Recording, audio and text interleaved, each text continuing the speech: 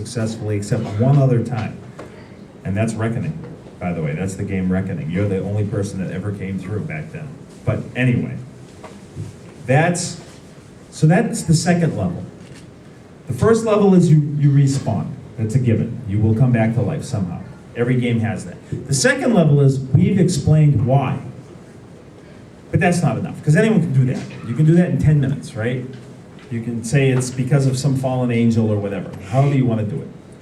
The third level is what are the consequences of something like that happening in a world? And so what I tell the writers, and we have a whole bunch of them now, is what would happen in our world if somebody came up with an immortality pill? What would that mean? What kind of power would that give someone? So once you start thinking about that, that's the third level.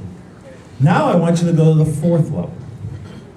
What is the reaction of the other people in the world to a device or a pill like that? Now the obvious answer is, everybody would be ecstatic. You're going to be immortal. That's great. But is that the truth for everybody? What about the religious institutions and hierarchies whose entire power base is based upon the premise of an afterlife? Whether it's in true faith, where you actually believe in that, or whether it's just charlatans who are just gaining power using faith. What about all of them? What about the mother who lost her son and is now aging, and in the hopes, she's ready to pass on in the hopes that she will see her son again? What does she feel like if you offer her immortality? What about the guy who's old and frail, and every day is painful, his arthritis, it's not going to rejuvenate you, it's going to bring you back in the same state? Does he really want to live forever like that?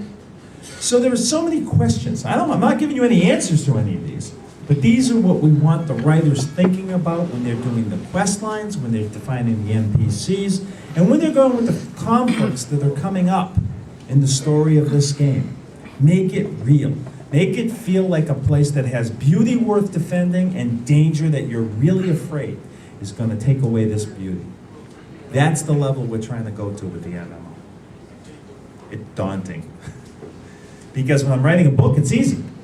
I've got a bunch of characters, and you're living vicariously through my characters. We're going down the road of adventure, and you're watching through the eyes of Dritz de Warden, right? But in a game, that's not the truth. In a game, the most important character by far is the one you create. And so we can only give you the surroundings to make it interesting for you. That's what we're going for. Heavy, huh? Hopefully it's going to be a fun game. I think we're just knocking it out of the park, but I'm a little biased. Yes. 2 questions. One's probably going to be really short. 3.5 or 4th edition? First, go. Awesome. Second one.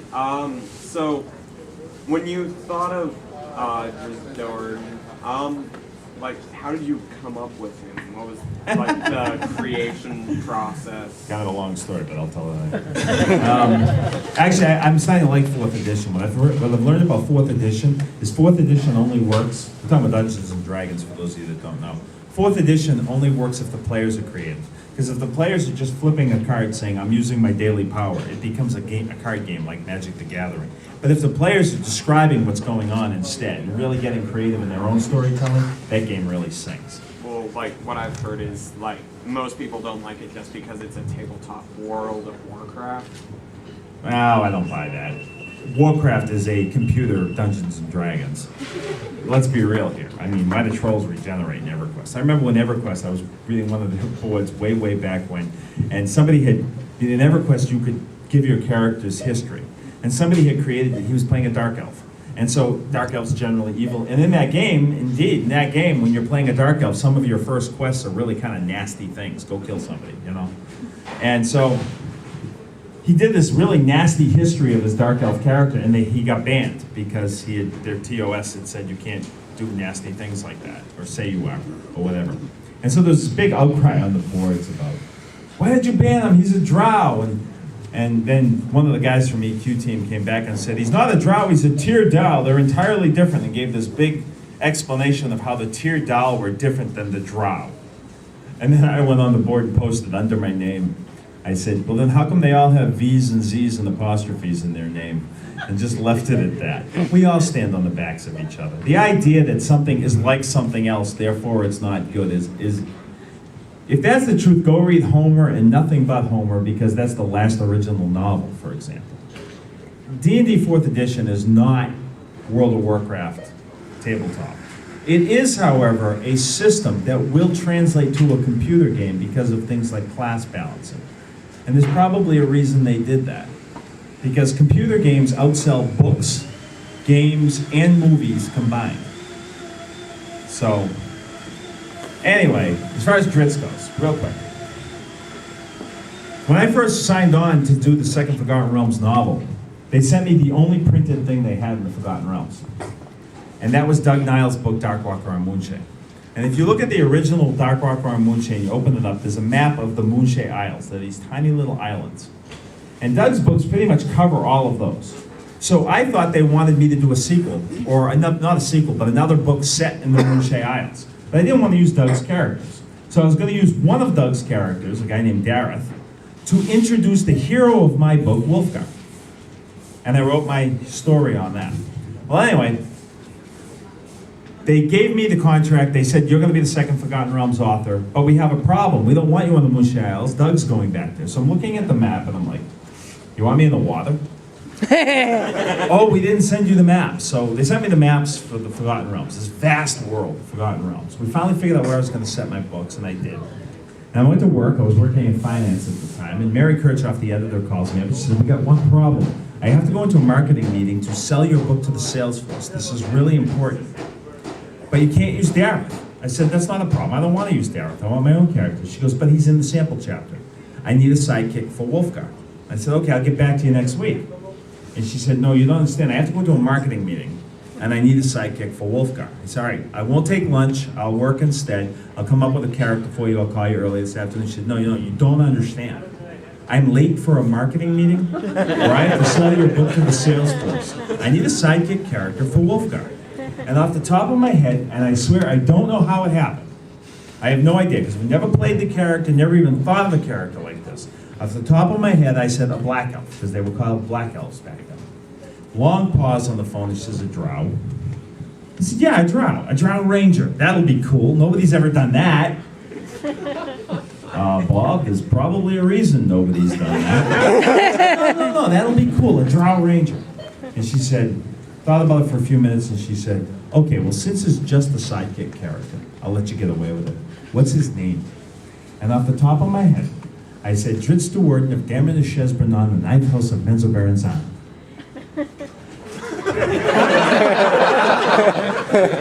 What? I said, I don't know. She said, what's Menzelberenzan? I said, it must be a city or something, or an island. I don't know. What's a Damen? What'd you say? I said, I don't know. What's his name? I said, Dritz de Worden. She said, can you spell? I said, not a chance. And that's how he was born. But it was a sidekick character, so nobody cared. Then I started writing a book. And the first page I wrote was Dritz running across the tundra where the Yetis jumped him.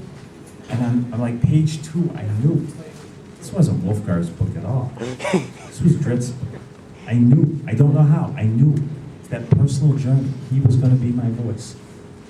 And it was really cool. So maybe there is magic in it. Okay. I got to do Wubba Wubba so we can sign some books. If you want to hear it or you want to ask questions. Story. Wubba Wubba, hands. Questions, hands. Here I go again. I got 2.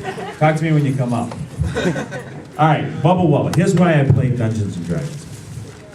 We're playing a Mike Ledger campaign. And you know you're in the Mike Ledger campaign because very early on you're going to find a wand. And it's a wand of wonder.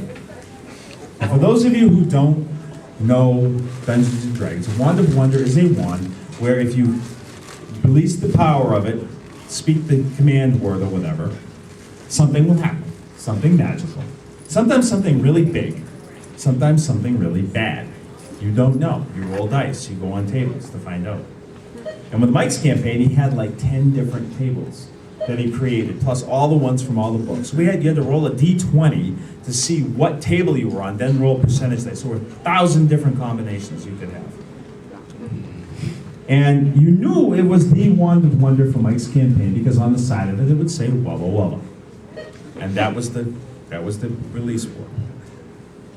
On this campaign, I was playing a halfling psionicist named Oliver de Barros, the character I told you about, who was part Inigo Montoya and part little French guy on the wall, and Monty Python and the Holy Grail. So we drew straws, if you will, by rolling dice, to see who would get the Wand of Wonder, and I won it. Which is really great, because the psionicist characters back then didn't have a lot to do. You would run out of power quickly. But now I had a Wand of Wonder. In our group, we had a guy named Tommy Parker. Now, Tommy's a 6'5" prison guard who thinks he's like the toughest thing in the world, but he's not. We know him. I wouldn't want him mad at me, but Tommy doesn't get mad. He's a nice guy. Well, I had my Wand of Wonder, and we started going in the campaign. And everybody knew this was going to happen, because it always happened to poor Tommy. He was like the guy with the cloud over his head. Every time I used that wand, Tommy's paladin got hammered. No matter what. We'd be running from giants, I'd turn around and go, wubba wubba, and Tommy's feet would grow huge, and he'd trip over and fall down, the giants would run over and just stomp him into the ground.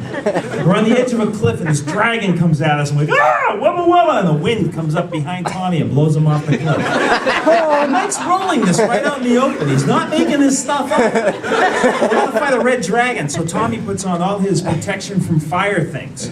Right? All his protection from fire rings and his boots of the north and everything to protect himself from the red dragon. I mean, not his boots of the north. Yeah, that would kill him. But he puts on all his fire protection gear because we were kind of high level now. We had all this magic. He puts it all on and he goes running after the dragon. Oh! And I hit him with a cone cold and freeze him solid. Every time I threw a lightning bolt was right as he was lifting his sword, like a grounding rod. Every time. Every week. It got to the point where every time I had said, aha, he'd throw his dice at me and I go, wubba wubba, and he'd be dead. On and on and on. Well, we're playing a Ravenloft campaign. I don't know who made Ravenloft. I don't want to meet them. This is the most sadistic stuff I've ever seen in my life. And Mike was running it very well. We were getting the tar beaten out of us constantly. And at one point, where we were got torn up from the prime material plane and thrown into outer space. So we're on a football field-sized lot in some kind of this bubble of air in outer space, looking down at our planet or something.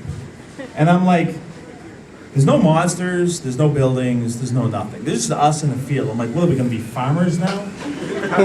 But, pay attention here.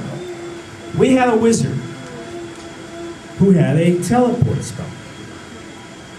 But we had one too many living characters to be teleported. But we had a rod of resurrection and a bag of holding. You do the math. So somebody's got to die. So we can get out of it. So we drew lots again, and I lost. And so Mike says, okay, Oliver, you're dead. You guys are tied. And Tommy goes, I said, wait a minute. No. Not like that. You can't just say I'm dead. So I took off all my gear and I put it in a little pile. And I used my psionic powers and I floated way up to the top of this bubble. And I just stayed up there till my psionic energy ran out. And then I'm plummeting back down in this great swan dive to end my life in this spectacular way. And Mike goes, okay, he's dead now. You guys are teleporting back. Tommy goes, oh, no. Oh, no. And Tommy reaches down and he picks up the wand and he looks up at me and he goes, you little rat. And he goes, wubba wubba. And he rolls his dice. Caster and target change places. And that is why I play Dungeons and Dragons. Thank you all for coming down. Do not shake my hand. I'll be happy to sign your books. And if I sneeze in them, well, pages will stick together. You'll get over it. Thanks.